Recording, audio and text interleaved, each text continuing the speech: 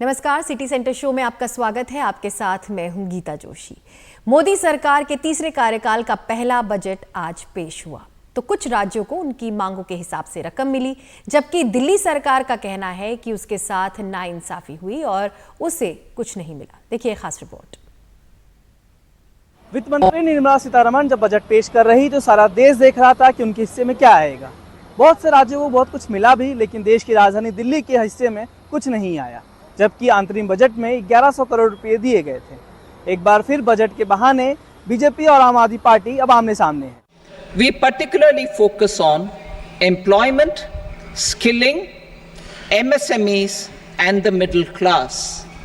I am happy to announce the Prime Minister's package of 5 schemes and initiatives to facilitate employment, skilling and other opportunities for 4.1 crore youth over a 5-year period. सरकार ने प्राथमिकता बताते हुए आज budget पेश किया। हालांकि NDA के सहयोगी बिहार और आंध्र प्रदेश को आर्थिक सहायता दी गई, लेकिन दिल्ली को कुछ नहीं मिला। ये दिल्ली की लोगों की उम्मीदों पर, ये दिल्ली के लोगों की एस्पिरेशंस पर पानी फेरने का बजट है। तो दिल्ली के लोगों की डिमांड थी कि जो हम टैक्सेस केंद्र सरकार को देते हैं उसका 5% हिस्सा दिल्ली सरकार को मिलना चाहिए। उस डिमांड पर दिल्ली के लोगों को कुछ नहीं मिला। दिल्ली की म्युनिसिपल कॉरपोरेशन को, एमसीडी को 1 रुपया भी केंद्र सरकार के बजट में नहीं मिला। बजट से पहले आप और दिल्ली ने एक दूसरे पर आरोप लगाए थे। दिल्ली सरकार की मंत्री आतिशी ने कहा, केंद्र सरकार को दिल्ली से 2 लाख करोड़ इनकम टैक्स मिलता है, 25,000 करोड़ जीएसटी मिलता है। वहीं दिल्ली बीजेपी ने कहा, दिल्ली के लोगों पर दिल्ली सरकार से ज्यादा बजट खर्च करती है केंद्र सरकार। साल 2023-24 में दिल्ली सरकार का बजट 78,000 करोड़ रुपए रहा, जबकि केंद्र सरकार ने 79,032 करोड़ रुपए खर्च किए। बीजेपी सांसद मनोज तिवारी ने युवाओं और बिहार को लेकर बात तो की, लेकिन दिल्ली को बजट में क्या मिला इस पर नहीं बोला। अब एजुकेशन लोन 10 लाख रुपए का प्रावधान हो गया। कोई गरीब का बच्चा पैसे के अभाव में उसकी पढ़ाई नहीं रुक सकती। 1 करोड़ युवाओं को और प्लस 3 करोड़ यूथ को इस बजट से डायरेक्ट एम्प्लॉयमेंट का प्रावधान किया गया। इसी साल में कैंसर की दवाओं से कस्टम हटा दिया गया। अगर इसको नहीं समझ सकता है विपक्ष, तो ये विपक्ष की समस्या है। दिल्ली में सबकी निगाहें इसलिए भी थी क्योंकि यहाँ 6 महीने बाद चुनाव होना है, लेकिन बिहार और आंध्रा की तरह दिल्ली पर सरकार की इनायत नहीं बरसी। सरकार का कहना है कि उसका फोकस स्किल, रोजगार, एमएसएमई और मिडिल क्लास पर है, लेकिन दिल्ली वालों को लगता है कि चिराग तले अंधेरा रह गया। मैं अश्विनी कुमार सिंह, एनडीटीवी इंडिया के लिए। वहीं राष्ट्र के बजट में महाराष्ट्र की भी तस्वीर नजर आई, क्योंकि 3 महीने बाद ही महाराष्ट्र में विधानसभा चुनाव होने हैं। केंद्रीय बजट में किसानों, युवाओं और शहरी मध्य वर्ग को लुभाने की कोशिश की गई है। जहां राज्य की सत्ताधारी महायुति गठबंधन ने इस बजट का स्वागत किया है, वहीं दूसरी तरफ विपक्षी गठबंधन महाविकास आघाड़ी ने नाराजगी जताई है। I present the budget for 24-25. केंद्रीय वित्त मंत्री निर्मला सीतारमण ने अपने बजट भाषण के दौरान चुनावी राज्य महाराष्ट्र के लिए ऐलानों का पिटारा खोल दिया। बीते हफ्ते ही महाराष्ट्र सरकार ने मुख्यमंत्री युवा कार्य प्रशिक्षण योजना का ऐलान किया। इसके तहत महाराष्ट्र के युवा बेरोजगारों को उनकी शैक्षणिक योग्यता के अनुसार 6,000 से 10,000 रुपये प्रतिमाह देने का ऐलान किया था। और अब केंद्र सरकार ने भी अपने बजट में वित्त मंत्री निर्मला सीतारमण ने ऐसे ही योजना का ऐलान किया है। इसका फायदा महाराष्ट्र के युवाओं को भी होगा। बजट के कई ऐलान विशेषकर महाराष्ट्र के लिए ही थे। लोकसभा चुनाव में महायुति को उत्तर महाराष्ट्र, मराठवाड़ा और पश्चिम महाराष्ट्र के कई हिस्सों में किसानों की नाराजगी से नुकसान हुआ था। अब केंद्रीय बजट में किसानों को खुश करने की कोशिश की गई है। इसके लिए विदर्भ, मराठवाड़ा में सिंचाई परियोजनाओं के लिए 600 करोड़ रुपए, महाराष्ट्र ग्रामीण सड़क सुधार के लिए 400 करोड़ रुपए, पर्यावरण अनुकूल टिकाऊ कृषि परियोजनाओं के लिए 598 करोड़ रुपए और महाराष्ट्र कृषि और ग्रामीण परिवर्तन परियोजना के लिए 150 करोड़ रुपए रखे गए हैं। किसानों के साथ ही शहरी मध्यम वर्ग को भी लुभाने की कोशिश की गई। मुंबई अर्बन ट्रांसपोर्ट प्रोजेक्ट 3 के लिए 908 करोड़, मुंबई मेट्रो के लिए 1087 करोड़, दिल्ली मुंबई औद्योगिक गलियारे के लिए 499 करोड़, MMR ग्रीन और मोबिलिटी के लिए 150 करोड़ रुपए, नागपुर मेट्रो के लिए 683 करोड़, नाग नदी पुनर्जीवित करने के लिए 500 करोड़, पुणे मेट्रो के लिए 814 करोड़ और मुला मुठा नदी संरक्षण के लिए 690 करोड़ रुपए दिए जाएंगे। बजट बिना पढ़े इस प्रकार से नारेबाजी करना उनको शोभा नहीं देता, केवल नैरेटिव तैयार करना शोभा नहीं देता। अगर बजट पढ़ लेते तो महाराष्ट्र को क्या मिला ये पूछते नहीं। मोदी जी के एजेंडे पे महाराष्ट्र को प्राथमिकता है। ये जो नैरेटिव फैलाने वाले, बिना पढ़कर बोलने वाले, पहले ही प्रतिक्रिया लिखकर बजट को जाने वाले जितने विरोधी पार्टी के नेता हैं, उनसे हाथ जोड़कर विनती है, एक बार तो बजट पढ़िए, आपकी जिम्मेदारी है। भले ही राज्य की सत्ताधारी पार्टियां इस बजट से खुश नजर आ रही हों, लेकिन विपक्ष इससे संतुष्ट नहीं है।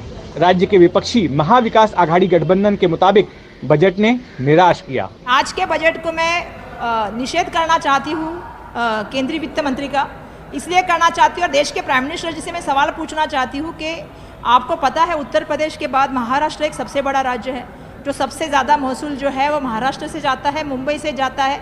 टैक्स पेयर भी अगर सबसे ज़्यादा कहीं से तो यही से जाता है, और इसके बावजूद भी मुंबई को 1 रुपया और मुंबई का सादा उल्लेख भी उस भाषण में नहीं है। ये दुर्भाग्यपूर्ण बात है। अपने जो एनडीए के दोस्तों को है, चाहे वो चंद्रबाबू नायडू रहे या चाहे वो नीतीश कुमार जी रहे, इनको खुश करने के लिए, इनके लुभाने के लिए बजट सादर किया गया है, ये हमारा कहना है। लेकिन हमारे महाराष्ट्र के जो नेता पार्टी को छोड़ के एकनाथ शिंदे जी, अजित पवार जी पार्टी के साथ गद्दारी किए, महाराष्ट्र की जनता के साथ गद्दारी किए। दुर्भाग्यवश वो महाराष्ट्र के लिए क्या लेके आए? कुछ भी लेके नहीं आए। आमतौर पर जिन राज्यों में विधानसभा के चुनाव होने वाले होते हैं, केंद्रीय बजट में उनके लिए विशेष प्रावधान किए जाते हैं। चूंकि 3 महीने बाद ही महाराष्ट्र विधानसभा के चुनाव हैं, ऐसे में केंद्रीय बजट में महाराष्ट्र का जिक्र तो जरूर हुआ, कुछ ऐलान भी हुए, लेकिन महाराष्ट्र को वैसी अहमियत नहीं दी गई जैसी कि बिहार और आंध्र प्रदेश को मिली। कैमरामैन संदेश बाइकर और रौनक कुकड़े के साथ जितेंद्र दीक्षित, एनडीटीवी, मुंबई। वहीं स्टॉक मार्केट को बजट से बहुत ज्यादा उम्मीद थी, लेकिन हुआ उल्टा। एलटीसीजी और एसटीसीजी टैक्स बढ़ने से बाजार करीब 1200 अंक नीचे गिर गया, लेकिन कुछ घंटों के बाद ही तकरीबन 1000 अंक का सुधार हुआ। बाजार अचानक से क्यों लाल हो गया? ये गिरावट स्थायी रहेगी या फिर अस्थायी? देखिए इस रिपोर्ट में। केंद्रीय मंत्री निर्मला सीतारमण के पिटारे से कुछ मिलने की उम्मीद में सुबह शेयर बाजार बढ़त के साथ खुला था। सब कुछ हरा हरा था, लेकिन बजट में long term capital gains tax 10 से 12.5%, शॉर्ट टर्म कैपिटल गेन्स 15 से 20% और फ्यूचर ऑप्शन पर एसटीटी बढ़ाने से बाजार अचानक लाल हो गया। निवेशक भी नाराज दिखे। स्टॉक मार्केट को किसी भी तरह की कोई राहत नहीं दी गई है।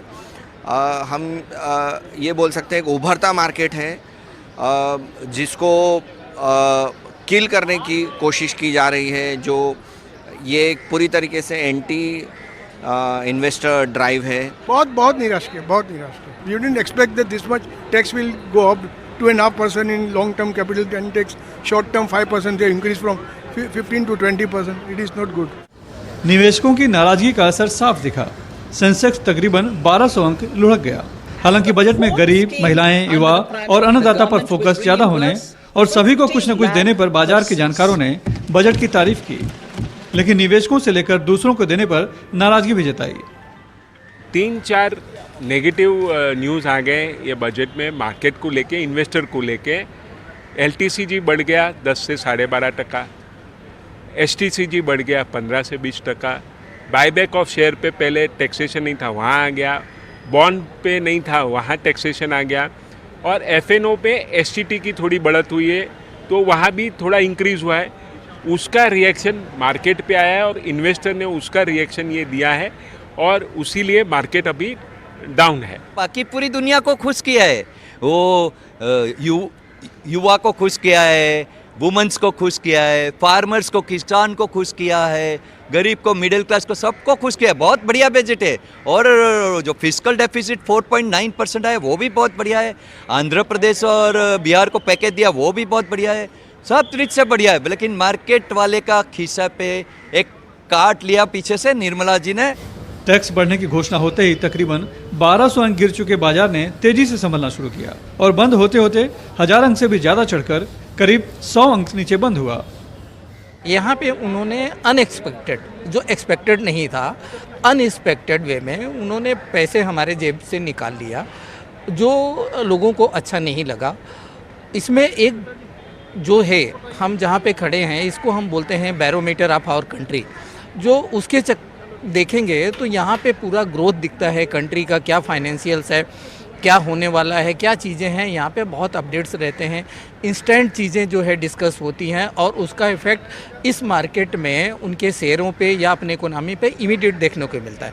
तो वो अभी लोगों का जो गुस्सा है कि इमीडिएट उन्होंने जो टैक्सेस में बदलाव किए हैं इस मार्केट के लिए, उसके लिए यहाँ पे गुस्सा दिख रहा है और लोग अनहैप्पी हैं। टैक्स बढ़ने से स्टॉक मार्केट के निवेशकों में नाराजगी जरूर है, लेकिन सभी जानते हैं कि बाजार से बढ़िया निवेश का कोई और विकल्प नहीं है। इसलिए जानकारों का मानना है कि आज इसका असर जरूर दिखाई पड़ रहा है, लेकिन ये गिरावट ज़्यादा दिन नहीं रहेगी। मुंबई से कैमरामैन सचिन सावंत के साथ सुनील सिंह, NDTV इंडिया के लिए। वहीं बजट में स्टार्टअप सेक्टर को लेकर वित्त मंत्री ने कई बड़े ऐलान किए। देखिए सोमू आनंद की रिपोर्ट। स्टार्टअप सेक्टर को लेकर के कई अहम ऐलान वित्त मंत्री निर्मला सीतारमण ने किए। उसमें सबसे बड़ा ऐलान एंजल टैक्स को हटाने का था और इससे खास तौर पर स्टार्टअप सेक्टर को बहुत ज़्यादा बूम की उम्मीद है। मैं इस वक्त जयपुर के BTH यानी कि भामाशाह टेक्नो हब में मौजूद हूँ। ये एक ऐसा सेंटर है जहाँ पर कई सारे स्टार्टअप्स जो हैं वो फंक्शन करते हैं और उसी से जुड़े हुए लोग भी हमारे साथ हैं। उनसे बात करेंगे, जानने समझने की कोशिश करेंगे कि जो बजट आया है ये स्टार्टअप सेक्टर के लिए किस तरह से लाभदायक है या फिर वो कैसा मानते हैं इस बजट को। क्या नाम है आपका, क्या काम है आपका? मेरा नाम भुवन है और हमारा जो स्टार्टअप है वो लॉजिस्टिक्स इंडस्ट्री के अंदर है। तो जो ये बजट आया है इसके अंदर बहुत सारी मेन चीज़ें आई हैं, जैसे कि सबसे पहली चीज़ जो है एंजल टैक्स को हटा दिया गया है, जो मैं समझता हूँ कि बहुत अच्छा मूव है हमारे जैसे स्टार्टअप्स के लिए। जो हम फंडिंग रेज करते हैं तो उसके अंदर 30% एंजल टैक्स जो पहले था वो बहुत ही ज़्यादा नुकसान करता था हमें। दूसरी चीज़ क्या है कि जो इंफ्रास्ट्रक्चर के ऊपर जो स्पेंडिंग हो रही है, जैसे रोड इंफ्रास्ट्रक्चर है और रेलवे इंफ्रास्ट्रक्चर है, उसका हमें बहुत बेनिफिट मिलता है। इस स्टार्टअप इस बजट के अंदर भी ये सब प्रोविजंस डाले गए हैं, जहाँ पे रोड इंफ्रास्ट्रक्चर को बेहतर बनाना का बजट है। तो उससे हमारे लॉजिस्टिक सेक्टर को बहुत ज़्यादा बूस्ट मिलता है। प्लस हम क्या कहते हैं अपने प्रोडक्ट को बहुत टाइमली डिलीवर कर सकते हैं, टर्न अराउंड टाइम कम होता है, उसी से प्रोडक्ट की कॉस्ट भी कम होती है। तो लॉजिस्टिक सेक्टर जो है ये अपना क्या कहते हैं जो प्रोडक्ट के जो प्राइस है उसको कम करता है, प्लस प्रोडक्ट को वाइबल बनाता है कि हम इंटरनेशनल मार्केट में उनको शिप कर सकते हैं। क्या नाम है आपका, किस सेक्टर में काम करते हैं आप? हाय सर, मेरा नाम केशव है एंड हम लोग कन्फेक्शनरी इंडस्ट्री में डील करते हैं। बेसिकली कुछ कैंडीज़ हैं जो हम लोग बनाते हैं अभी के लिए। तो कैसा लगा बजट आपको? बजट ओवरऑल काफ़ी अच्छा है, काफ़ी सारे अच्छे पॉइंट्स हैं। एक दो है जहाँ पे स्टार्टअप थोड़े से निराश हुए थे। एक तो एंजल टैक्स हटा दिया, that's a win win kind of situation for all the startups. Startup sector के लिए सबसे बड़ी बात कि अब जो प्लेसमेंट है और उसके साथ साथ इंटर्नशिप का जो ऐलान किया है कि टॉप 500 कंपनीज में 5 करोड़ युवाओं को आगे आने वाले सालों में इंटर्नशिप मिलेगी। आपको लगता है कि स्टार्टअप के लिए ये जो एक इम्पॉर्टेंट फैक्टर है ह्यूमन रिसोर्स का, वो बहुत बड़े पैमाने पर सॉल्व हो पाएगा इससे? Of course, first of all, youth employment is going to be curbed by this, I think. And one of the thing is कि जो stipend मिलेगा new employees को will be provided by the government. So that's a very big scheme for the startups, I believe. हम financial market sectors में काम करते हैं, stock market वगैरह के अंदर। और इस रिजल्ट के रिगार्डिंग अगर मैं बात करूँ तो इस रिजल्ट में बहुत अच्छी चीज़ें भी आई हैं। फॉर एग्जांपल एंजल टैक्स वगैरह, ये चीज़ें अच्छी हैं। लेकिन अगर मैं फाइनेंशियल मार्केट में इन्वेस्टर और ट्रेडर्स के नज़रिए से देखूं तो ये जो शॉर्ट टर्म कैपिटल गेन को इंक्रीज़ करना और लॉन्ग टर्म कैपिटल गेन को इंक्रीज़ करना, ये कहीं ना कहीं एक फैक्टर मुझे ख़राब लगा इस बजट के अंदर। बाकी ओवरऑल स्टार्टअप फील्ड के लिए बजट बहुत अच्छा लगा। 10 में से कितने अंक दे रहे हैं आप? सर 10 में से मैं इसको 7 दूंगा। 7 देंगे? बिल्कुल सर। वहीं बजट में महिलाओं को लेकर वित्त मंत्री ने कुछ अहम ऐलान किए हैं, जैसे महिलाओं के विकास के लिए 3 लाख करोड़ का आवंटन किया है। महिलाओं के नाम पर प्रॉपर्टी खरीदने पर रजिस्ट्री के दौरान लगने वाली स्टैंप ड्यूटी पर राहत देने की घोषणा की है। इस पर महिलाओं का क्या कहना है, उनसे बात की हमारी सहयोगी सुजाता द्विवेदी ने। हमारे साथ बात करने के लिए कुछ महिला वर्ग मौजूद हैं। सीधा इनसे बात करते हैं और जानते हैं कि जो बजट आया है उसमें 3 लाख करोड़ महिलाओं के लिए अलॉट किया गया है, ताकि देश की हर एक महिला जो है वो किसी चीज़ से परे ना रह पाए। आप इस एक महिला होने के चलते इस पूरे बजट से कितनी ज़्यादा संतुष्ट हैं और किन किन मुद्दों पर अब ध्यान दिया जाना चाहिए? आज जो बजट पेश किया गया है वो हालांकि महिलाओं का भी उन्होंने सोचा है, लेकिन ये जो बजट है वो महिलाओं तक पहुंचना चाहिए। उनके जॉब को लेकर, उनके एजुकेशन को लेकर ये उनके तक पहुंचना चाहिए और उनका ये बजट का फ़ायदा लेडीज़ लोग को होना चाहिए। जो भी अनाउंसमेंट किया है तो महिला तक नहीं पहुंचता है बजट, और ताकि जो जिनको फ़ायदा होना चाहिए उनको फ़ायदा नहीं मिलता है ये बजट का, तो बजट का फ़ायदा मिलना चाहिए। अच्छा बजट पेश किया है अपने सीतारमण जी ने, और मुझे लगता है कि ज़्यादा से ज़्यादा महिलाओं का योगदान उसमें आगे रहेगा, ज़रूरी है, और इसके विचार किया जाएगा। आज के इस महिला जो बजट आया है तो उस बजट के लिए मैं ये बोलूँगी कि इसका आज स्वागत करते हैं महिला, क्योंकि ये सरकार ने, सीतारमण जी ने काफ़ी इसमें अच्छा विचार किया है। और मेरा ये कहना है कि ये बजट तो आ तो गया है, लेकिन ये उन तक अच्छे से पहुँचे और ये उनका लाभ ले। आपकी उम्र कितनी है? 70। आप 70 वर्षीय हैं। आप आज भी अपने घर पर बजट प्लान करती हैं कि इस महीने में क्या खर्च होना? हाँ, करती हूँ ना, करना ही चाहिए। अभी महंगाई भी बढ़ गई है तो करनी ही चाहिए ना।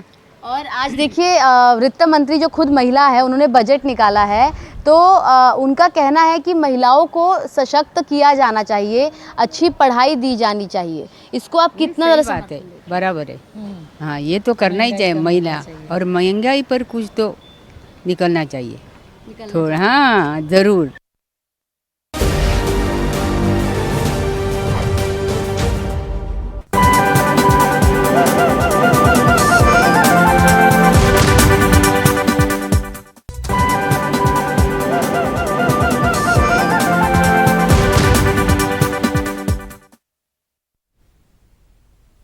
ब्रेक के बाद आपका स्वागत है। एक अहम फैसले में सुप्रीम कोर्ट ने नीट परीक्षा दोबारा कराने से इनकार कर दिया है। सुप्रीम कोर्ट ने कहा है कि इसमें शक नहीं कि पटना और हजारीबाग में पेपर लीक हुआ, लेकिन ऐसी कोई सामग्री नहीं मिली जिससे लगे कि परीक्षा की पवित्रता भंग हुई है। देखिए आशीष भार्गव की रिपोर्ट।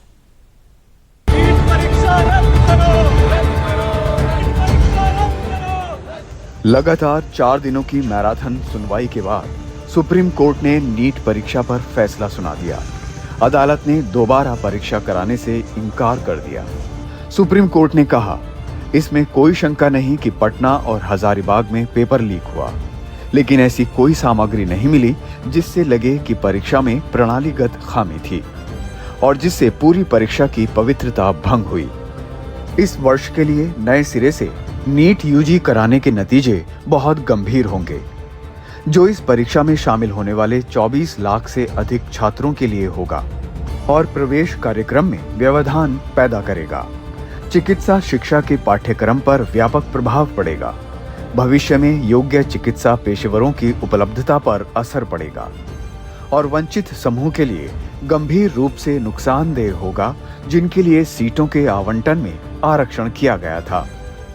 कोर्ट ने सबसे पहले तो लीक को माना कि लीक जो है वो पटना और हजारीबाग में जो है वो 2 जगह लीक हुआ है। कोर्ट ने इसको माना है।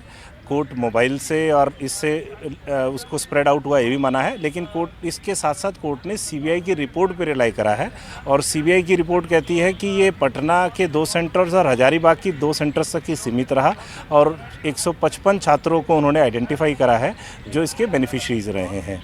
साथ साथ जो अनप्रेसिडेंटेड हाइक कुछ सेंटर्स की बात हो रही थी जिसमें सीकर और बाकी है, उसका डाटा भी भारत सरकार ने जो रिलीज़ करा है, जो 2022, 23 और 24 में कंपैरिजन करा है, सुप्रीम कोर्ट का मानना है कि उसमें इस तरह का किसी भी तरह का कोई अनप्रेसिडेंटेड हाइक नज़र नहीं आता है। दागी छात्रों को बाकी छात्रों से अलग किया जाए। जो कोई भी छात्र इस धोखाधड़ी में शामिल पाया जाता है या लाभार्थी है, उसे प्रवेश पाने का अधिकार नहीं होगा। ऐसे छात्रों के खिलाफ कानूनी कार्रवाई भी हो। ये मुद्दा कानूनी होने के साथ साथ राजनीतिक भी बन गया था। जाहिर है इस फैसले ने एक पक्ष को निराश किया है। Why is this happening?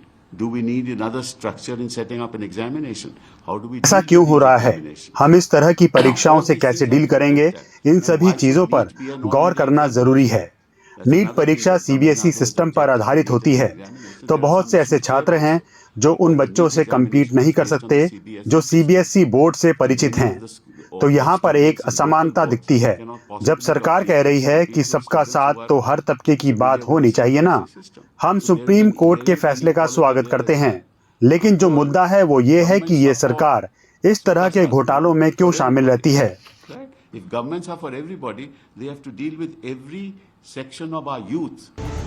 Supreme court ने भौतिकी के सवाल का सही जवाब भी तय कर दिया है। इससे 4 लाख से ज्यादा छात्रों के 5 अंक कम हो जाएंगे, जबकि 61 टॉपर में से 44 लिस्ट से बाहर होंगे। अभी परीक्षा के लिए गाइडलाइन भी अदालत जारी करेगी। सुप्रीम कोर्ट ने अपने फैसले में मान लिया कि पटना और हजारीबाग में पेपर लीक हुआ है, लेकिन सुप्रीम कोर्ट ने फिर भी दोबारा परीक्षा कराने से इनकार कर दिया। जाहिर है अदालत ने इस मामले में 24 लाख बच्चों के भविष्य को भी ध्यान में रखा है। भले ही नीट परीक्षा दोबारा ना हो, लेकिन एक बात तो साफ है कि नीट भी पूरी तरह क्लीन नहीं है। नई दिल्ली से सचिन गुप्ता के साथ आशीष भार्गव, एनडीटीवी इंडिया। और अगली खबर उत्तराखंड से, जहां हरिद्वार के रुड़की में कांवड़ियों का तांडव देखने को मिला, जहां कांवड़ियों ने एक ई रिक्शा चालक की जमकर पिटाई कर दी। इतना ही नहीं, ई रिक्शा तोड़ डाला। इस दौरान पुलिसकर्मी भी कांवड़ियों को समझाते रहे, लेकिन उन्होंने पुलिसकर्मियों की बात नहीं सुनी और लगातार तोड़फोड़ करते रहे। घायल ई रिक्शा चालक को अस्पताल में उपचार के लिए भर्ती कराया गया।